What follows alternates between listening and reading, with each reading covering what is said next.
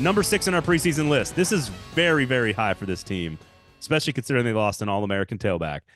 Ole Miss at number 6 in our rankings. The schedule is a big part of this. They've been great in the portal. We know that Lane Kiffin is aligning all the boosters to go for it this year to get into the playoff. Jaxson Dart is his 3rd year in the system. Pete Golding is there. The coaching staff is largely intact. I'm assuming they're not too concerned about losing Derek Nix to Auburn as the coordinator there, because it's Lane Kiffin's offense. But explain yourself as to why you have Ole Miss at number 6 in the preseason rankings. Coming off 11-win season, bringing back a lot of key pieces and getting better on the weakest side of the ball, which is their defense. The transfer portal additions of Walter Nolan, Chris Paul, some of the guys they've added elsewhere, I think are going to help this defense a lot right away.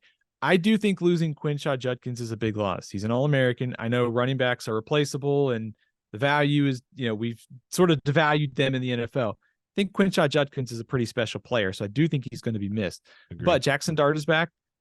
Most of their big playmakers at receiver, love their portal additions. Also, you mentioned their schedule. There is, most important, there's no Alabama.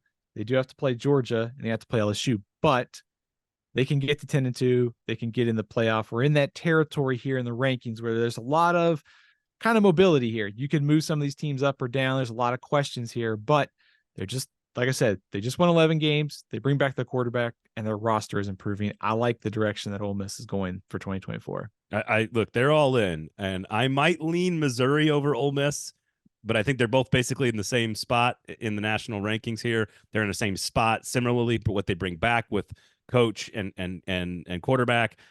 Schedules are both very much favorable for the new SEC.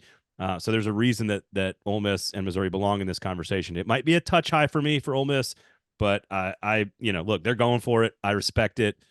Judkins, I wish if it would be so much easier to make this call if Judkins had still been here, but they are ranked ahead of the defending national champion Michigan Wolverines. So that's all you need to know about how preseason pollsters are going to view this Ole Miss team. And all Lane Kiffin has done is put the pressure and the spotlight right on himself, which maybe in like a public speaking forum he doesn't like, but on the internet, he loves it.